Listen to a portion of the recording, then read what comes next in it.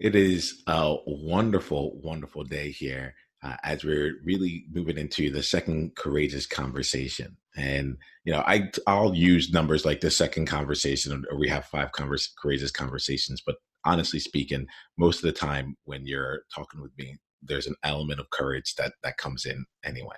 Right. The courageous conversations are our opportunity to come together as a tribe, as a group of outliers, trailblazers, mavericks, pioneers, nonconformists, like people who are just looking to not just be themselves out in the world, but to use who they are in service of other people. And we have this opportunity to come together and really just keep building with one another. So as time comes on here, we will have sessions like this, as well as a number of other ways that we all come together to grow and be as we move forward.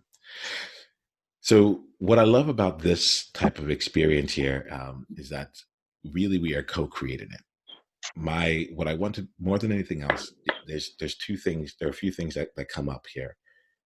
We are going to spend today really looking into what speaking your truth means to you, and giving you an opportunity to practice speaking your truth in different ways, right? The idea of practice is actually at the core of what we do here. And the idea being that the courage comes by taking a chance and doing it. And eventually, by practicing it and doing it in the world, that courage transforms into confidence. But confidence is the result of ongoing periods of courage and being able to lean more into that. So we'll play as we need to in this space here.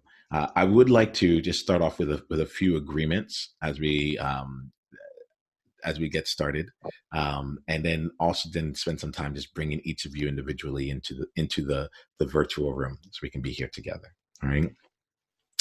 So the first agreement here, I don't know how to frame this as I know what I'll do. I'll go through the agreements in this fashion. So I'm going to share a few things, and just given that there's multiples of us on this conversation, just go ahead and just raise your hand if you agree with it. In the absence, if you don't agree with it, you can also just let me know. Okay. But throughout this conversation, I'm going to hide nothing and hold nothing back. This is just how I'm going to show up. I'm really going to show up from that perspective here.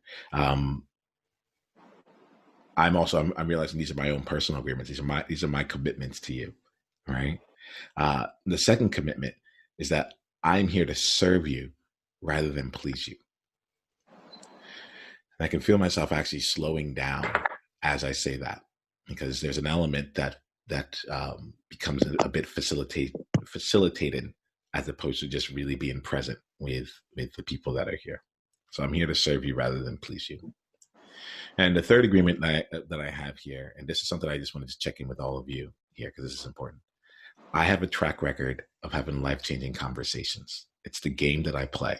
And for any conversation, any experience that I'm in, that's the standard that I hold here. Are you open to the possibility of this being a life-changing conversation? You can go ahead and unmute yourself and just say yes if that's the case. Yes. Yes. Yes. Right. Awesome. Yes. Great, Muriel. We're hearing you. It's great. It's great to hear. We can't see you. If you'd like to come on video, we'd love to be in here with you as well. But we can hear you, and we're glad that you're around. Awesome. So there are a few different things as we go in here. We'll go and have this workshop for us to explore our own individual areas. But one of the things that I really look to when we bring the tribe together is for each of you to actually get to know each other. That to me is probably one of my larger outcomes, because that's where the growth can continue to go outside of this. So at the end of this year, you also get an invitation to go and join us in the Outlier the Trailblazer playground. And that's a place where we can continue the discussion. The community meets on Zoom, but then we continue our discussions afterwards through that. All right. So what I would like to do here is just give us each, just do a quick check-in with all of us, right? And so let's go with a one-word check-in for each of us here. We'll start with Georgie. Actually, yeah, we'll start with Georgie. Then we'll go to Samay. Then we'll go to Muriel. Right. Actually, let me go ahead and start really quickly in terms of what's the one word for me. Hi, everyone. My word right now is being. Georgie, how about you? Unsettled.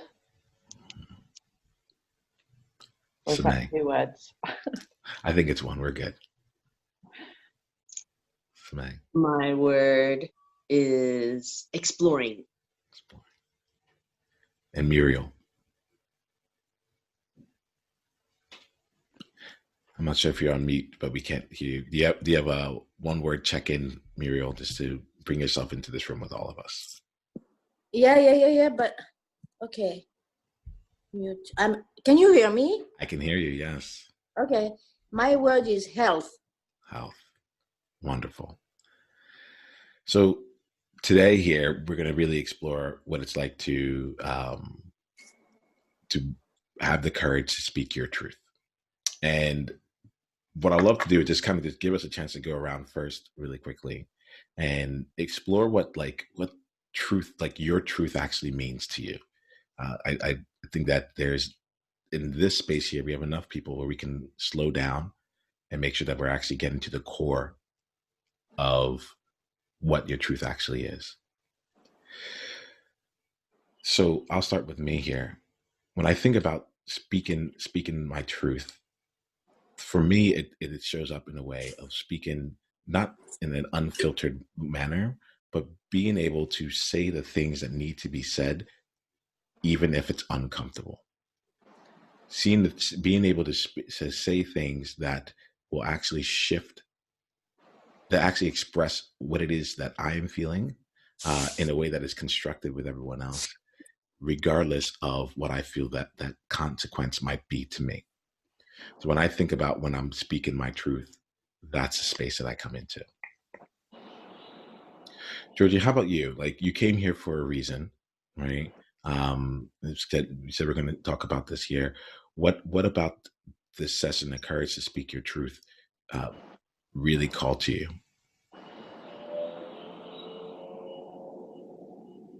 I'm having a hard time pinning down truth and what it is.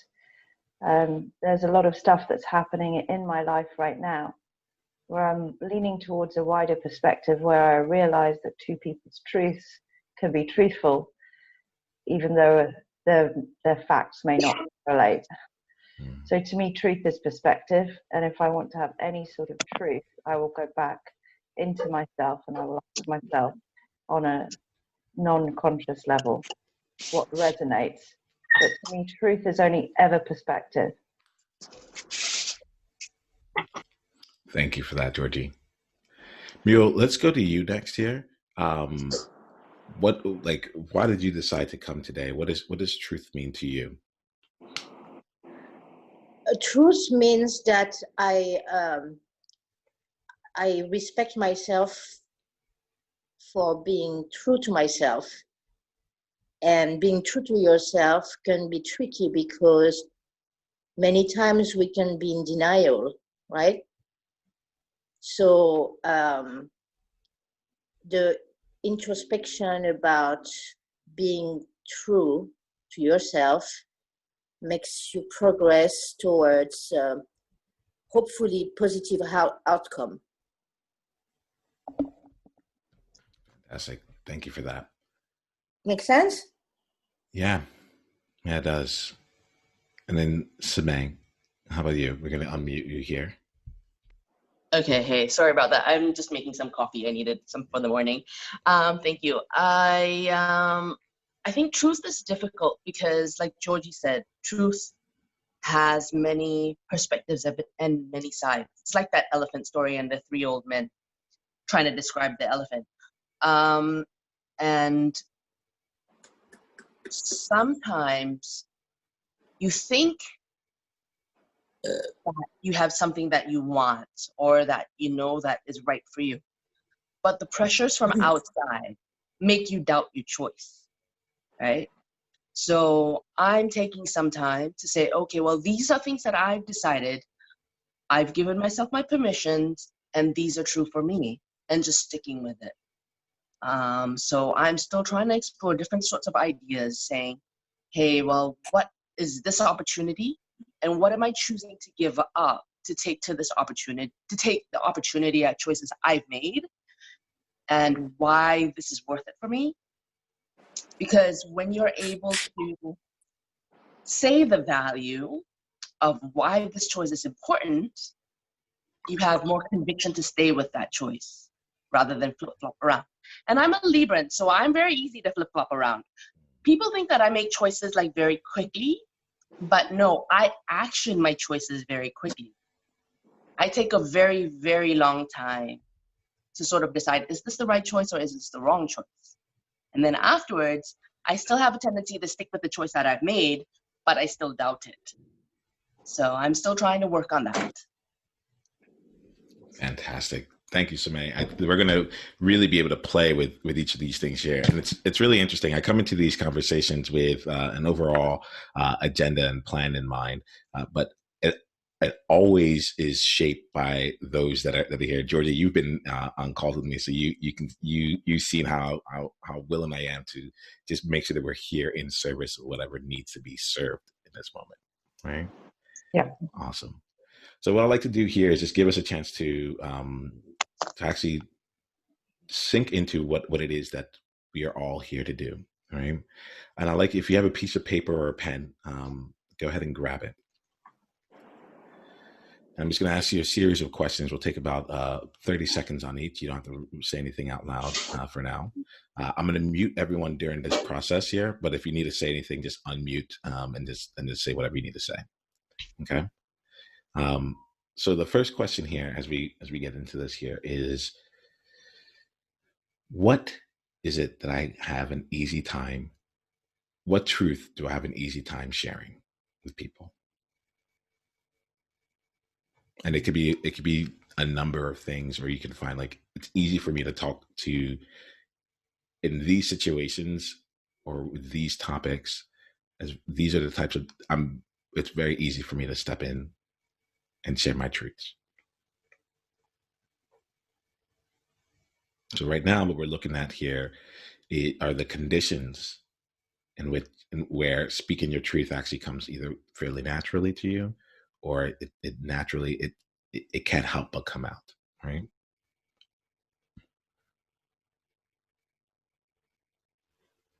Maybe about another 45 seconds or so with that.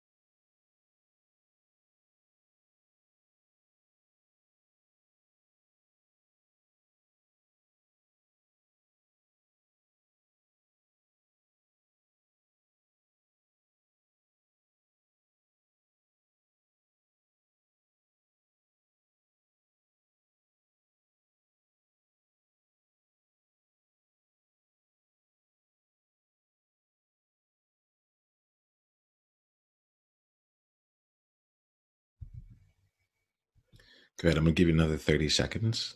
There's some things in here to just keep exploring. Where are the conditions where you do express your truths?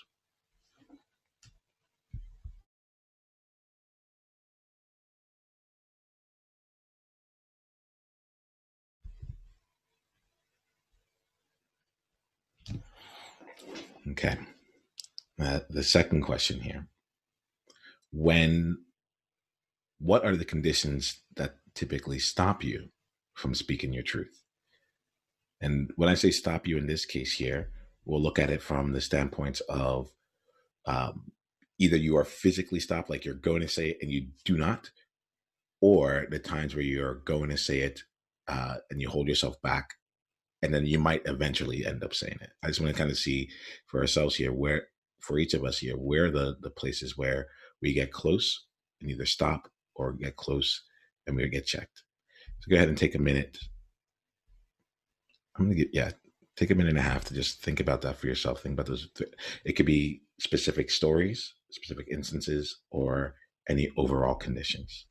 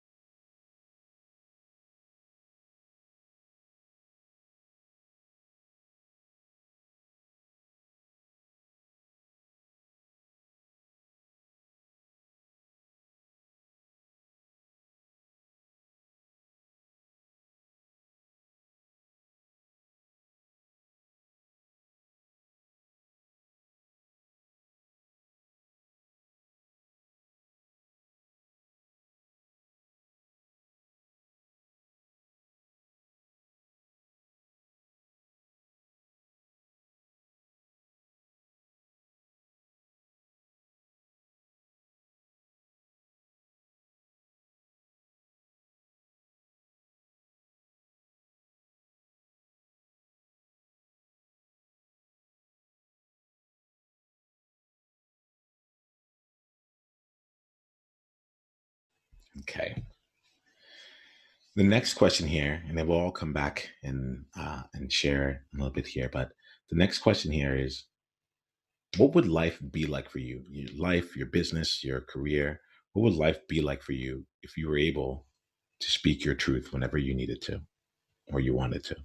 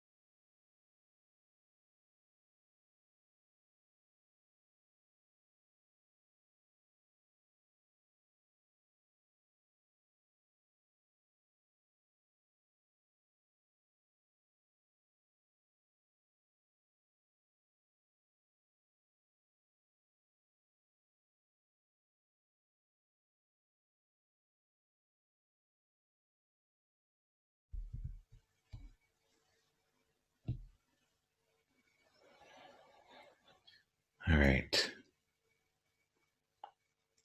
As a participant, oftentimes I'm like, there's almost never enough time for this here. So if you need an extra minute, just give me like one more minute and I'll do that. Okay, one more minute.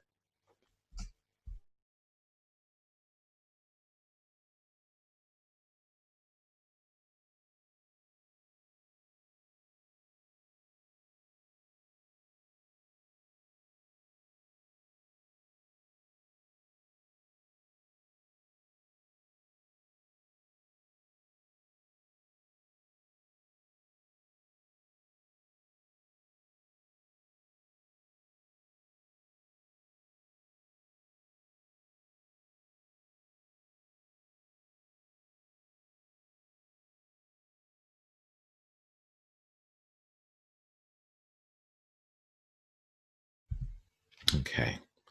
So why don't we all come back here? What I'd like you to do is to take a look at your answers so far, and just spend some time reflecting on it. What are some themes that show up for you? What are some unexpected items around this here?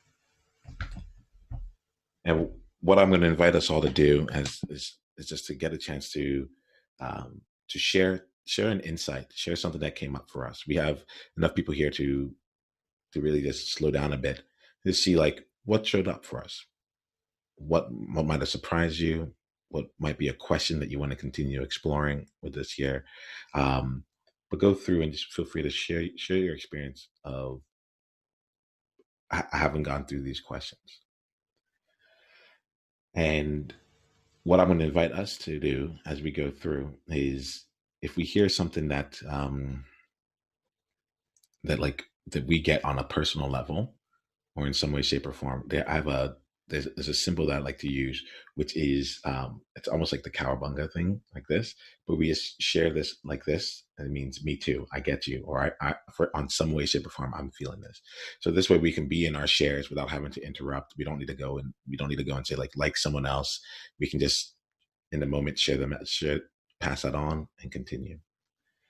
So Samay, why don't we start with you, right? And then we'll go to Muriel, and then we'll go to Georgie. But just like one insight that came up, or question that came up for you. Currently, you're muted, so I can go ahead and I'll unmute you right now. Okay, you're unmuted. Hi. So Niiamah, I think things that are easy to share are ideas. So beliefs, perspectives, ideas are easy to share. But things that are difficult to share, there are things that are personal. So things maybe where I have a personal ideal, but I feel that other people may not share this, especially in Singapore, where the beliefs and cultural standings are very different. So it's like, okay, well, maybe this is how it is here.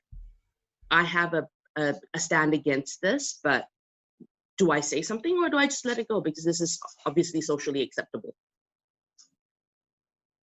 You know, I love to ask, like, how many of you get that experience? It might be specifically related to Singapore, but just like in any environment where it's like, what are the social norms? What is actually acceptable in this space here? Can I actually express what it is that I'm looking to express, and would that be accepted? Am I getting some of that there, Samay? Yeah, yeah.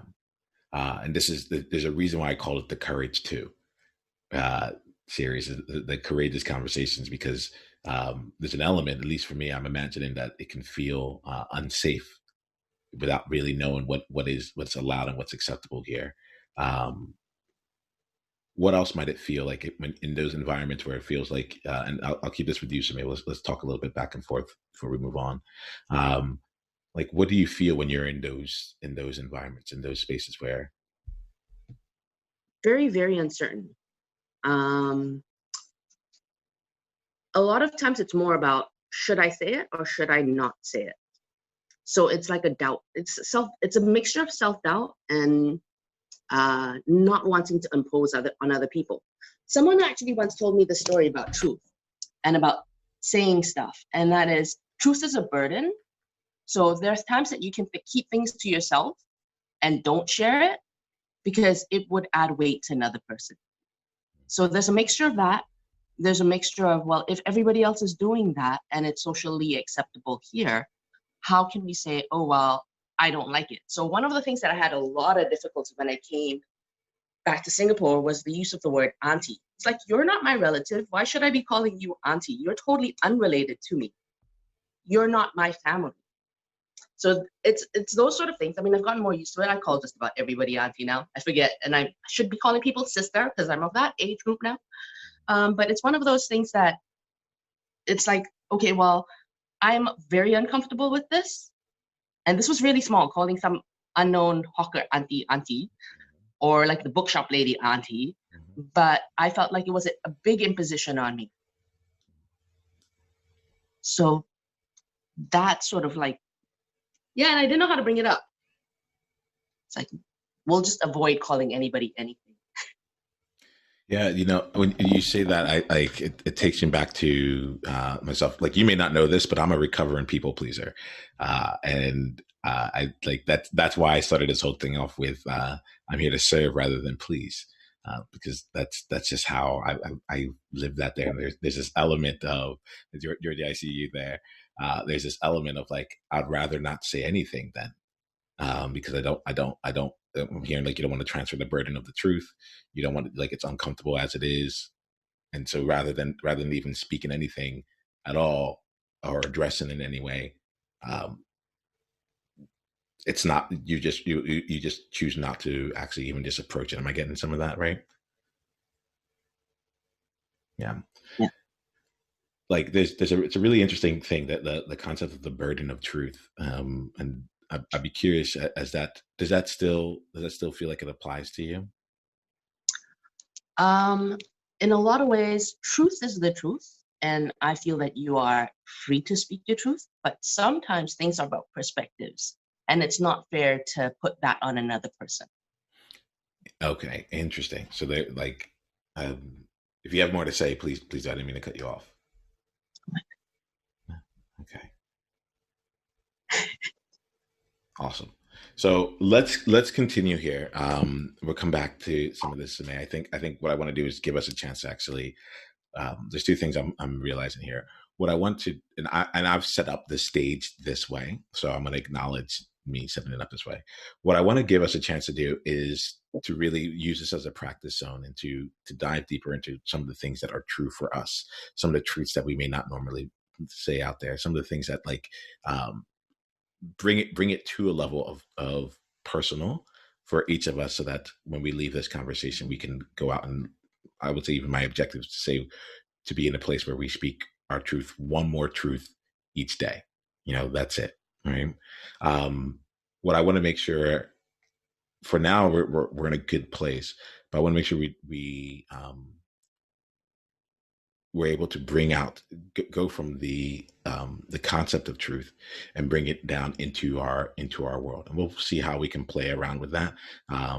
I just want to make sure, like, we can have an interesting discussion at that level, to talk about truth on the global scale of things. But I want to make sure I'm also giving you all a chance to be able to get into some areas that are really real for you in this moment, because I feel like that's why you're here. So just I'm going to speak this out right now, as I try and navigate that. You might see me do different things, or go in different directions, to really make sure that we continue to get to the core of what it is for you in this conversation. So Muriel, we'll come to you next here. You answered the three questions here. What's one insight? What's one insight that you've had from answering either of those questions, or from anyone else has said? You're unmuted, so just let us know. Yeah. Hello again. But by the way, I really wanted to join this, but I have to move to a meeting soon, so I couldn't make the perfect time. Mm-hmm. But to answer your questions, the first one was conditions to express your truth, right? Mm-hmm. So I think one condition for me, because I don't know if my truth is the truth. Actually, what is truth? It's a loaded question. But you want your truth may not be someone else's truth, or perception of your truth. And one truth is that no judgment is paramount. Whatever you say is your truth, should not be judged. So, and reversely, whatever someone's expressed their truth should not be judged. We all have an opinion, and but that's it. We can agree to disagree. That's your truth. That's my truth. And we are not going to go to war. But the condition to me is to actually being rested and feeling in good mental and physical state. Otherwise, your mind can be very distorted if you don't have the inner balance. So that's one thing.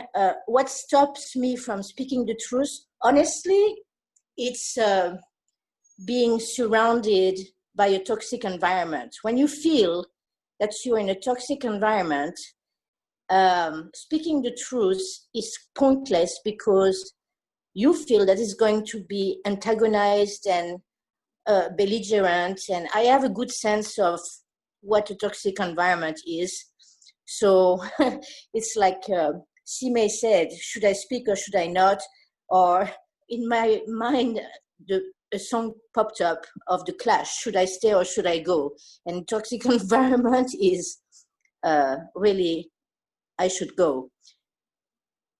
So this is what would stop me from speaking the truth, because it's pointless to express yourself in a toxic environment. And lastly, what would be life? What life would be if you could speak the truth all the time, right? And to me, it might be invasive for others. You have to respect your environment. So speaking your truth all the time can be quite egotistic and selfish, because people maybe don't want to hear it, or it's a matter of respect. So we have to, I feel that I have to refrain myself, because I'm quite direct, refrain myself from speaking the truth, my truth all the time, because it might be invasive and quite disrespectful for others. That's it. Thank you there, Muriel. There's two things. Firstly, I'm just glad that you're part of this community, that you're here on this conversation. I know that you won't be able to stay for the entire time, but I think I just want to acknowledge you for being here for what you can, and really being present and contributing in that way. So whenever you have to take off, please feel free to do so. Right? There's an element of what I'm hearing here that comes down to like the environment itself. If it feels toxic, then like there's breaks there, and there's part of this here from a standpoint of being, will it even be received? Can they even is there even a point to expressing it there? And then the other side of it here that I'm hearing that also plays out is an element of being invasive for others. I think it kind of has its own different flavor of like, truth can be a burden. But like, are you being egotistical and selfish? Is it more respectful to not share your truth than to share your truth? And we're gonna come to you, Georgie, in a bit, but I think that this might be an interesting conversation just for all of us to have a little bit here, because there seem to be some themes that are coming up around this. I'm gonna start off here and speak a little bit of my truth on this one here. And the idea here is, in my mind, this is a practice zone. This is a chance to be able to see what else is there. One of the things that comes to mind here is the spaces. So we can talk about things from like sorry, let me make sure that I'm practicing what I preach around being able to keep this real. So one of the things that is really interesting to me that I would be really interested in exploring with you all is the feeling of respect and respecting the environment that's there. And I'm kind of curious how you all like navigate when the environment itself is not one that is all that respectful. So I'm like there's a part of it that feels like I'm thinking about myself where I've been in toxic environments, and rather than actually speaking up, and this is where I feel like the merit of this call even came from, where it's like, when it's not easy to say it, when we're in these toxic environments, when we're seeing people get in that should have a voice at the table that aren't being heard, when we're seeing injustices in a way that is taking place from us, and it's no longer comfortable, and it doesn't seem to fit what the environment is asking for, but the environment itself is not creating something that actually supports other people. Do we choose to speak up or not?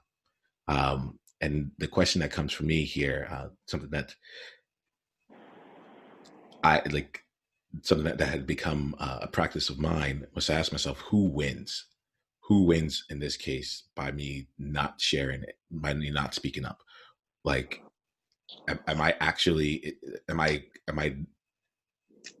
are there times when it's appropriate to put the burden of truth on other people? Are there, or at least to share that burden of truth? Are there times to hold people accountable with that, even in environments where, and because I feel that it's like speaking your truth becomes the difficult part when it is in a space where it may not be received, where you are in a space where it might be attacked or antagonized, or I think about like social norms are a great way to keep people in line. right? They're a great way to keep people from actually moving against what has been set up. And somebody wins because somebody has set up the rules to be that in this case, right? So I'd love to just like open a discussion about the elements of burden, invasiveness. It's come up a few different times, and I think it might be worth exploring. I will come back into this year with my own personal story. I'm going to just try and like just see sometimes where I have brought this in from a personal perspective versus the concept of it all. But for now, why don't we just open up the discussion overall and just see how much of that rings true, and how much of you would love to be able yeah. Let me just open up the discussion and just see where it goes from there. Does anyone have any thoughts, any comments, any experiences themselves with being in these kinds of environments and still seeing how they choose to show up? Sorry, can you say that again? Yeah, essentially, Muriel, I just want to just open up a dialogue around what you brought up around the invasive environments and working and toxic environments, keeping up respect. Generally speaking, I feel like there's value with all of us here, and so I just want to without having too much structure on it, just give us a chance to speak out some things and explore. So I'm seeing Georgie's hand here, and then we'll just go from there. So Georgie, any thoughts? Okay. Yeah, I've been in the experience in terms of family feuds, caught between two people I love, and trying to express and not being able to, and being overridden. I've lost my voice over it because I've not been able to express my truth or not hear it. But really, this is their own struggle, and nothing that I say will stop this collision course that they're on. So my truth has been, I'm sorry, I love you both. I am not taking sides. Don't ask me to. And don't ask for my opinion unless you're ready to listen. That's been my truth. Yeah. Thank you, Georgie. Yeah, there's Mira, I'm seeing some sounds. Is there something else you wanted to add to this? No, I totally agree. I don't ask my opinion because, it's going to be unproductive because they are not ready to listen. They are stuck in their tunnel vision of point. Very often, if it's a feud or a finger pointing situation, which is just a useless ping pong game. So it's better to remove yourself from these toxic environments.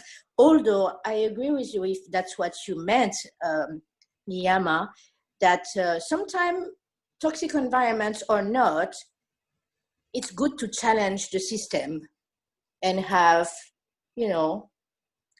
express yourself anyway. But it has to be done diplomatically, cautiously. And it comes with your voice, your facial expressions, your gesture, your posture, which communication in the way you are perceiving your communication can trigger a lot of reaction in people. Mm-hmm. So just, maybe a smile, not frowning, not doing too many gestures and pose, making people feel comfortable in what you have to say. Yeah. And I'm loving this here, like just keeping this a little bit more in the discussion format for now. Muriel, like it's really interesting. As you're saying this, I realize that I am now at a certain point where I actually invite the discomfort. And this is something that like I invite the discomfort because at certain points, and this is not this, as I'm hearing you say this, I'm like, oh yeah, this is something that is actually something that's different that I might do than the most others, from the standpoint of how do I say it? Allowing the space for transformation, allowing the space for some kind of change by being in a space of discomfort. So I appreciate you saying that there, because you've given me a chance to see some of my own approaches as well from a different light. And I just want to just like opening up different things in my mind as you're saying it. what you're doing though, Niiamah, is consensual. You're inviting people to engage in a way that invites life transformation, and I'm all about those truths. I'm all about opening up different perspectives. But I think maybe where we're reacting to it is maybe in terms of the wider world, just going up and, okay, here's a classic example in Singapore. Sometimes they don't have filters about certain things. Hello, you put on a lot of weight. You're quite fat at the moment. Those are truths, great, but there are ways and means, Yeah. Are you pregnant? Are you pregnant? Yes, for the last 20 years. So to me, in that wider perspective, it's really down, I put it down as my insight that the area that I'm struggling with, is it my truth versus others? Is it speaking versus listening? Is it conviction versus connection? And I think the real difference is if you're in a one-on-one where you do connect and you are enriching each other's lives and you have permission, tacitly or otherwise, that you can engage, then that's great. You can go there and you can push and you can speak your truth, because there's an element of safety that people know your intention is good. So to me, it came down to because I was really struggling with this whole idea of, me talking versus speaking my truth. And I love to speak my truth. And it came down to one thing. It's like I've made an oath. My heart is the captain and my mind is the crew. If my heart is saying there's not compassion in this, I'm doing it because of ego, then shut the fuck up. It doesn't help. If you're out there and you're engaging to help and it's mutual, then it's beautiful. Can I add something? Please do. Huh? Yes, please do. Okay, along this line, anecdotal, but real life experience currently with my eldest daughter, who is 16 years old and going through adolescence. We have a wonderful relationship, but we can be quite fusional and volcanic together. And I'm now reframing and trying to understand her or position myself differently so that when we disagree about something or she gets angry about something I say, she's not going to storm out of the house saying, "Oh, you don't understand me," right? So how I'm working on making her feel that I understand her. But I have to, like I say, reframe or change the way I approach this so that she feels that she's understood, even though I may not agree with her. And we've been working on that together, and it's working. It is actually working.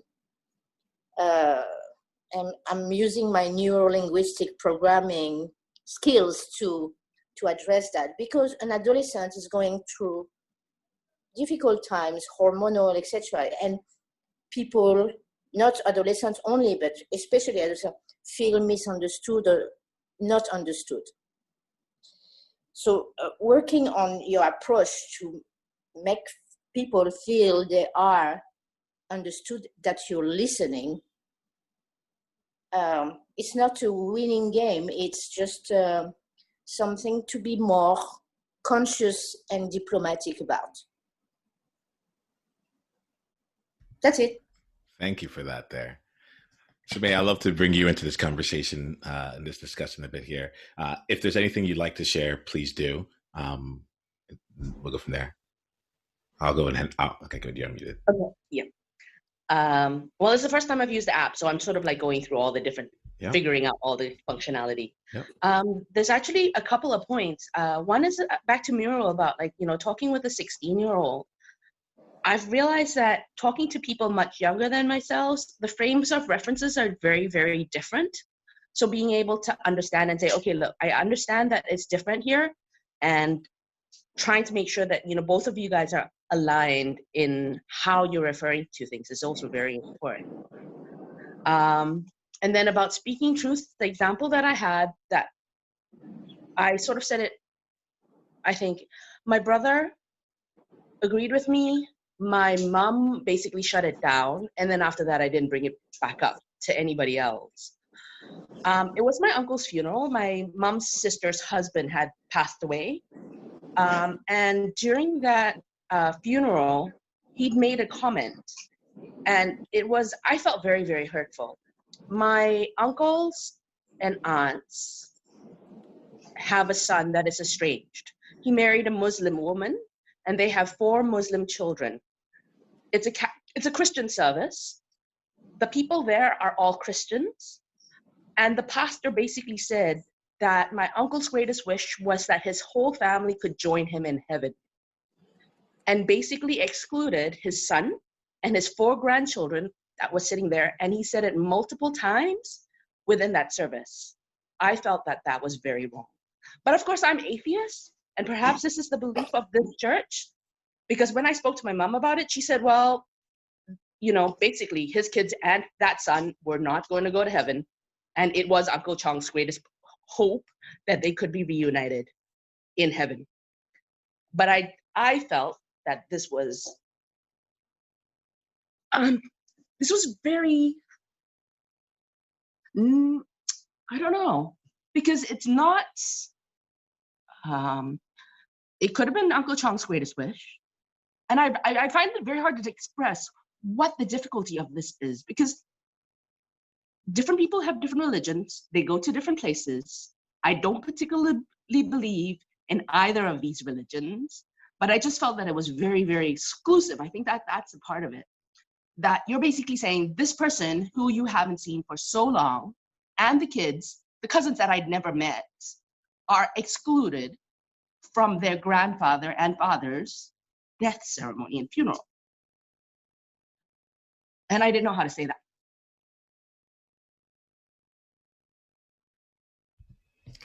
Thank you for bringing that in here, Samay, and even just being able, like even just the working out of it in this conversation. I want to just really acknowledge you for taking the time to like really see what it is that you were trying to say, and then bring it out in this conversation right now. I can feel that, like, that the feeling of exclusion right there really just really this really pops up. It's family. You'll find with me that whenever we get into family, I end up like allowing a lot more space rather than diving deeper into it, because it's like, it's almost as if like there's rules in the world, and then there's family that have their own elements there. But what the impact that what you just shared had on me was to take me to feelings of exclusion, and for myself, when I want to speak up for others, and to speak something into the room on behalf of others, it usually comes from a place, or it often comes from a place where I feel like someone is either being excluded, or they're made to not belong, or they're being kept from actually being able to be celebrated and valued for exactly who they are. And as we're talking, like that really becomes more clear to me in here. And so I just want to thank you for your share, and for sharing that here and taking the time to share that truth with us here in this moment. Yep. Awesome. So as we're about to wrap up here in about a few more minutes before the end of this conversation, I'd love to, there's some thoughts in here, but I want to go to Georgie. Just like we've been talking, is there any insights that you've had from this entire conversation? Anything that comes up where you want to just share? We didn't get a chance to like really slow down with you and see where your thoughts were after those questions, but we've kind of gone beyond that. So either the questions or discussions, anything that you want to just bring into this room, so we can just kind of see a little bit of your world and how you're thinking about things. Yeah, there was an awareness as we were going through this process, actually, of where I had my own thoughts, and it was having the patience to let other people express their thoughts as well. And I got so much value out of everything that Sime said, and Uriel as well, that there is value in listening. Do you know what I mean? I'm often the first one who's out like, oh, listen to me. And really there is a time when it's not necessarily about the truth, but it's about listening as well. That being as much of a value.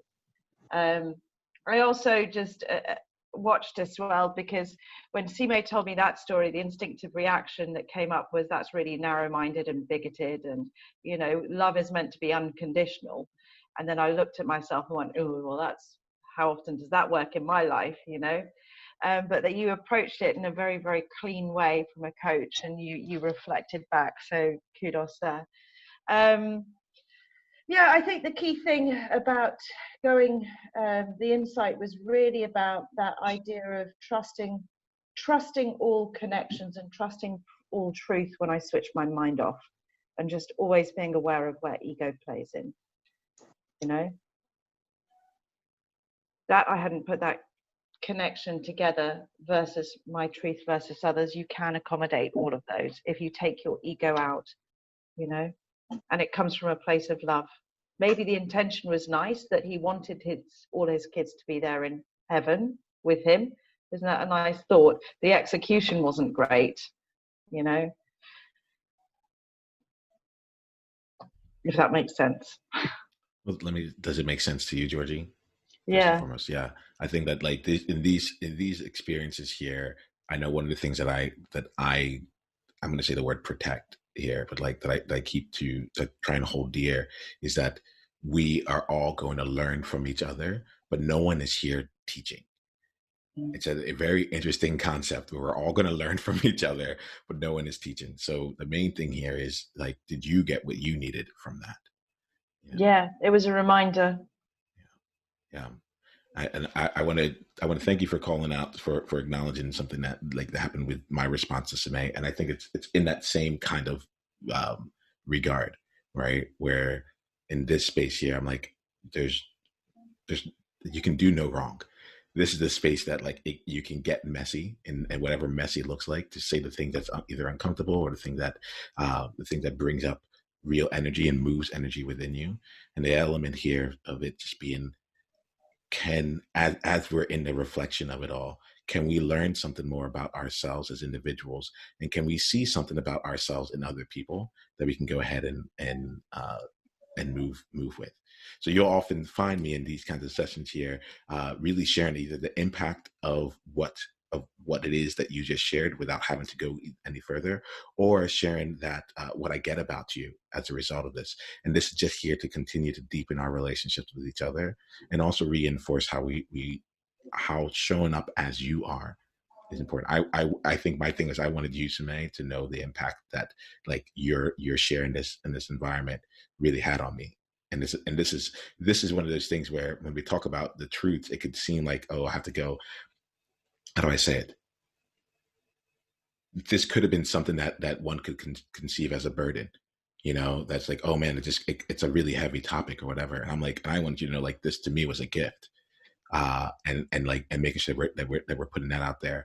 And this, it's in some of these places here where these are the places where we get a chance to go and play with.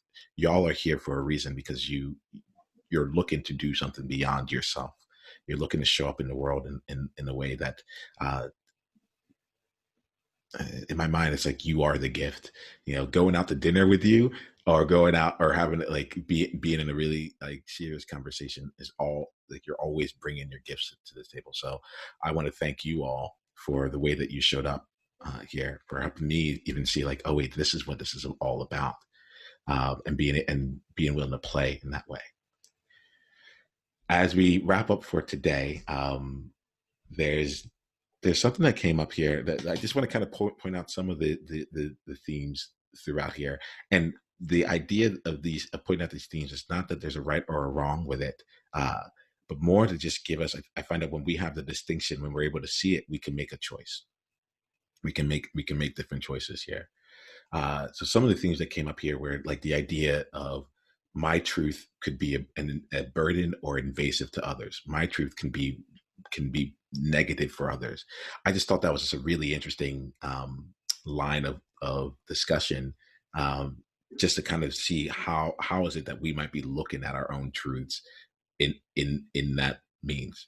And then the two sides of that also continue to expand for me are, even if that is does it need to be the case, right? Can sometimes this be a gift, even though it feels more burdensome? And then the other side of it too is even if it is invasive or burdening, can that element be, are there times where that would still be positive, or that is the intent? The intent is to be burdensome. A lot of people, I bring gravitas to everything. I was talking to someone, I was like, I can make the falling of a leaf sound like the most important thing in the world, you know? And there's an intent behind it, because it's like, actually, we need to wake up and we need to really see that there. So I just want to just like bring that up as a theme of something that came into this conversation. Georgie, you said something really interesting. You talked about the space I'm able to speak my truth, or we can feel more comfortable speaking our truth because it's been created this way. We were invited into this space this way.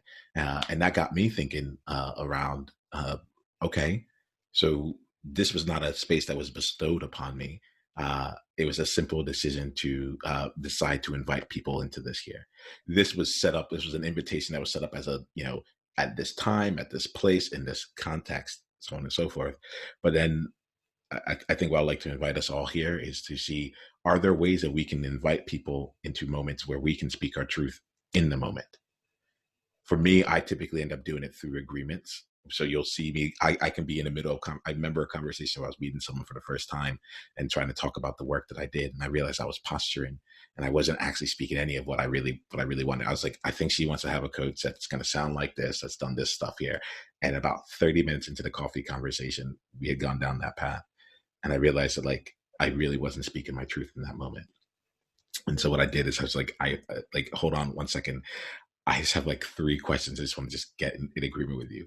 Are you cool with me hiding nothing and holding nothing back? Halfway through the conversation, the agreements and invitations came up, but it gave to the point of invitation and creating that space. I get curious around how we can be even more courageous with speaking our truth if we can create those kinds of environments in the moment there, and create an area. And you'll notice that this time around, I said, this is my commitment to the conversation. If you spend time with me one-on-one, I will actually frame it as an agreement, and you have to just say yes or no to it all.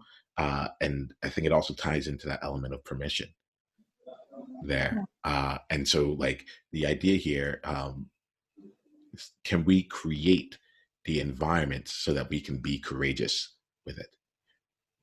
From my experience, the answer, I've seen examples of that here, but what I will also say is that it's not necessarily the cleanest thing. It doesn't lead to, it can be messy as it goes along. And typically what I found is when I, in those spaces, in spending the time to invite and create that space there, regardless of the actual exchange, the end result ends up being something that we can typically move forward with in a constructive manner. So I wanted to kind of call that out as well as a potential other way to play with being courageous and find a way for it to basically not be invasive, to say, hey, to change the context such that we ourselves are not holding on to it as individuals and instead creating a different experience. So we're at time right now. I feel like I want to just say how much I really appreciate each and every one of you here for trusting me, for trusting yourselves, and for being willing to speak what was true for you in this moment here. This is the first time I've done a session that has gone this way. Georgie, you've seen a few of different things that I've done. And every time that we're here, we're working with what is in this magic here. This is what the tribe is about. It's giving us a chance to be messy. It's giving us a chance to explore. It's giving us a chance to take the things that outside in the world seem to be hard and fast rules around how the world has to go, and to practice creating new agreements, creating new rules that allow us to show up more powerfully and to continue to spread the gifts that we have in the world in a way that keeps us both safe and also allows us to be brave enough to be safe on behalf, to create safety on behalf of other people. I'd love to end this here. We're at time, so if we have to leave, please feel free to just drop off.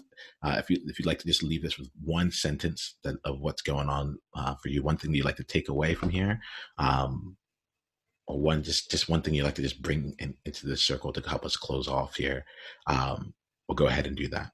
And you'll see that there's several other courageous conversations coming up. You're a member of the tribe. Once you go to niiamah.com/tribe and sign up, you'll get invitations to these courageous conversations and other things that we're doing. It's time to start bringing the community together, and we'll keep exploring and experimenting. I'll ask for your feedback. I'll ask for your referrals.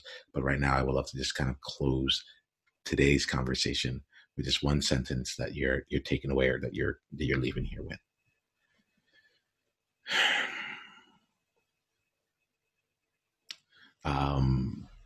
Georgie, would you like to share a sentence with us? Yeah. Speak the truth from the heart with sensitivity as to context and timing, with the agreement of others.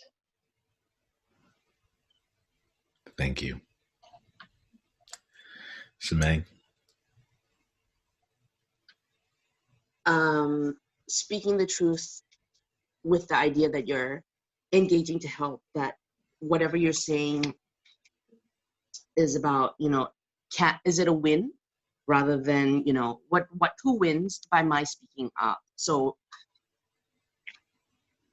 about engaging to help rather than just speaking from ego. Fantastic. And I'll end off with mine here, where it's speaking the truth from the element of allowing the vulnerability of any moment to hold its space and to have its place, and to be able to navigate, and trust enough in myself to be able to navigate whatever else may come from there. Dance in the moment. Dancing in that moment. I appreciate you all, okay? You all have a great day. We'll see you again in the next conversation. Thank you. Okay, take care. Bye. Bye, guys.